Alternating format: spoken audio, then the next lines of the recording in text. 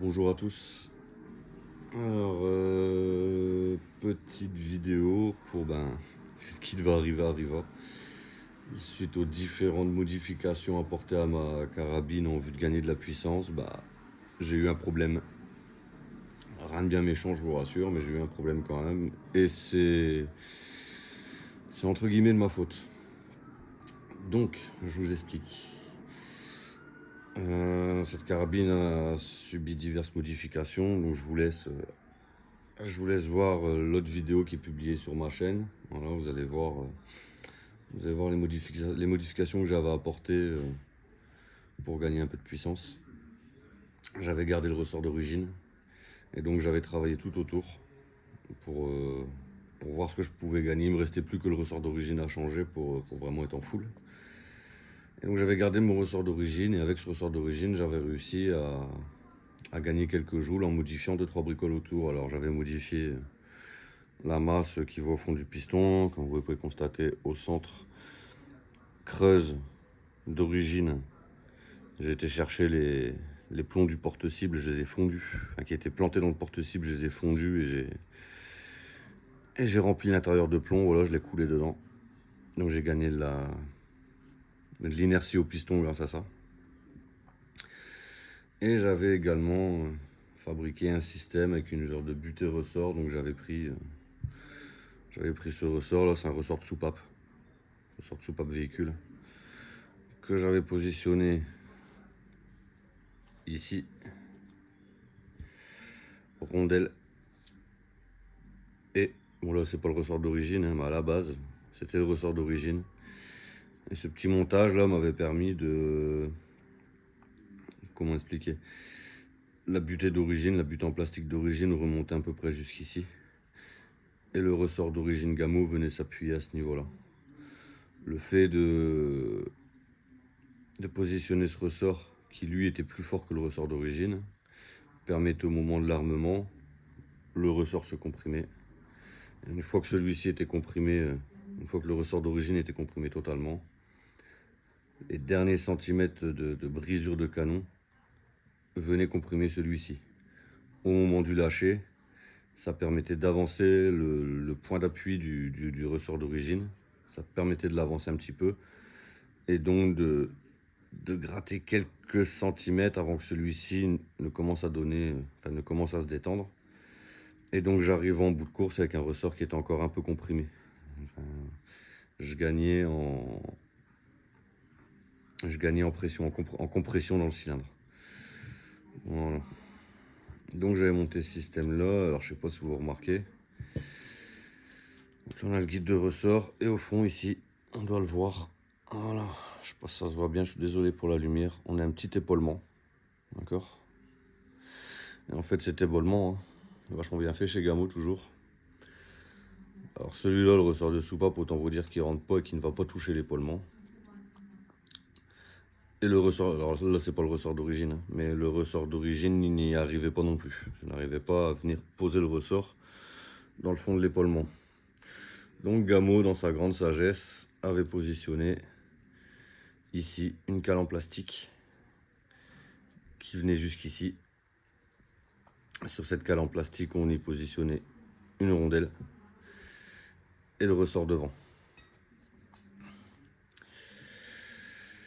Au moment où j'ai voulu installer le ressort de soupape pour justement faire un système de butée qui avance un petit peu, qui permette d'avancer le point de compression du ressort d'origine, j'ai perdu, alors je sais pas comment, je sais pas vous dire, j'ai mon chien, mon chat peut-être, qui l'ont trouvé par terre au moment où je bricolais, ils se sont barrés avec, je sais pas, j'ai perdu cette cale en plastique, je voulais la réduire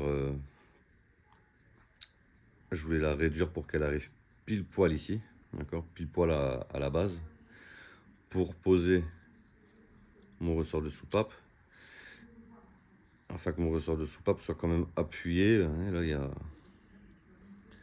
Si on regarde ici, il est appuyé sur rien, quoi. Comme ça, un ressort, voilà, on voit que on n'arrive pas à rentrer plus loin et il ne s'appuie pas sur quelque chose de dur. Enfin, il s'appuie pas dans le fond. Donc bon, le but de la manœuvre, moi, c'était de découper la cale en plastique Gamo à ras pour venir poser le ressort dessus. et ensuite continuer mon montage. J'ai perdu la cale en plastique, je sais pas où elle est partie, et donc je me suis dit je vais en refaire une. Alors j'ai pris ça. Voilà. Un tube, c'est une barre à rideau. On va pas se. Voilà, c'est un bout de barre à rideau que j'avais découpé à la bonne longueur afin de tomber pile poil à ras. Et ça avait plutôt bien fonctionné avec mon système de ressort de soupape qui venait s'appuyer. J'avais mis une petite rondelle à l'avant, hein. Donc il y avait le petit bout de barre à rideau qui venait combler ici au niveau de l'épaulement à l'intérieur, là, ici. Et le bout de barre à rideau, une rondelle, mon ressort de soupape, une autre rondelle, mon ressort d'origine. Et ça fonctionnait plutôt bien, enfin j'avais pas de problème plus que ça. Et le dernier travail que j'avais à faire, donc vous verrez, enfin vous le voyez dans la première vidéo où je dis que la dernière chose à faire pour cette carabine, c'était de poser un ressort Titan XS. Histoire de virer ce ressort d'origine qui n'avait plus aucun ressort, enfin il était fatigué le pauvre. Donc j'ai acheté un ressort Titan XS qui est là. Au moment d'installer le Titan XS, je m'aperçois que le ressort Titan XS est un peu plus long que le ressort Gamo. Donc j'ai viré mon ressort de soupape, qui n'avait pour le coup plus vraiment d'utilité. J'ai viré ce ressort de soupape et j'ai positionné mon ressort directement en bout de course. Voilà, donc j'avais ma petite butée qui venait toujours ma cale en barre à rideau. La rondelle qui venait se positionner devant. Et le Titan qui venait directement. Et là ici il y avait la butée qui venait faire appui contre l'épaulement du fond. Et incident de tir. Incident de tir sur incident de tir, je pouvais passer des séances où tout se passait bien et des séances où carabine inutilisable parce que incident de tir. Je la laissais tranquille une journée, je revenais le lendemain, je pouvais la réarmer. Alors quand je dis incident de tir, je vais vous expliquer les incidents que j'ai eu. Enfin l'incident, c'était toujours le même mais bon il s'est reproduit plusieurs fois. Alors l'incident que j'ai eu, c'est au moment de briser le canon. Alors ici vous avez l'encoche du piston là, qui vient s'accrocher quand vous venez armer. Je sais pas si on voit bien, je suis désolé. Quand vous venez armer, le ressort vient, le piston recule, comprime le ressort, et vient s'accrocher ici là, au niveau du crochet là. Voilà, avec la petite partie qu'il y a là, il vient s'accrocher ici. Et une fois qu'on appuie sur la détente, on vient faire descendre ce crochet. On libère le piston, le ressort fait son travail, le plomb s'en va. Et donc les incidents, c'est-à-dire que quand je voulais armer le canon, je me retrouvais en fin de course et le canon repartait tout seul. Il n'y avait pas de... Comme si ici, il y avait plus de... Comme si le crochet ici était cassé. Alors, le piston revenait, et au moment où je relâchais le canon, au lieu d'être retenu comme ça, il repartait. Donc aujourd'hui, phase de démontage pour vérifier d'où vient le problème. Et j'ai trouvé. Alors je tiens à signaler que la petite cale la barre à rideau que j'ai positionnée ici a très bien fonctionné sur... je crois que j'ai dû vider 2 boîtes de plomb dedans. Avec ce système de ressort là, la petite cale au cul, le ressort ici, le ressort d'origine. Ça a très bien fonctionné, j'ai dû vider 2 boîtes de plomb, 2 boîtes de 500 plombs, donc 1000 tirs grosso merdo. Et aucun problème, ça n'a jamais eu d'incident de tir. J'installe le ressort Titan, je vire cette butée, je remets ma cale à rideau au fond, ma rondelle, je rentre le ressort, et là, incident de tir sur incident de tir. Plus moyen d'armer, je me retrouve en fond de course avec le piston, enfin le canon qui repousse, et pas le blocage qui permet d'y entrer le plomb, donc plus moyen de tirer. Je décide de démonter, et voilà ce que je trouve. Donc ça c'est mon morceau de barre à rideau, ma cale. À savoir que ça a très bien fonctionné. C'est-à-dire que cette cale, elle a très bien fonctionné avec le ressort d'origine et la butée en ressort de soupape, hein. Autant vous dire que le Titan XS, il tape fort, hein. Il tape vraiment fort parce que lorsqu'il a fait de la butée. Et encore là, j'ai dû l'arrondir un peu pour la sortir parce qu'elle ne voulait plus sortir. Elle était prise dans le plastique. Elle s'est rongée dedans, quoi. Elle l'a piégée, hein. Voilà. Il lui a éclaté sa face. Donc, afin de pallier à tout ça, on va changer de méthode, on va prendre quelque chose qui tient la route. Alors ça, c'est ni plus ni moins qu'un morceau, donc les mécaniciens sauront de quoi je parle, c'est des douilles rallongées. Donc là, c'est une douille de 12. Une douille rallongée de 12 que j'ai découpée et que je vais mettre en lieu et place ici de la cale barre à rideau. Et je pense qu'avant de plier ça, le Titan XS, enfin, il va se passer un temps, quoi. Je pense que ça, avant de le tordre, il va vraiment se passer du temps. Donc pour le remontage, voilà, le problème c'est que forcément, de toute façon, on sait, hein, quand on modifie, on s'expose à des problèmes, hein.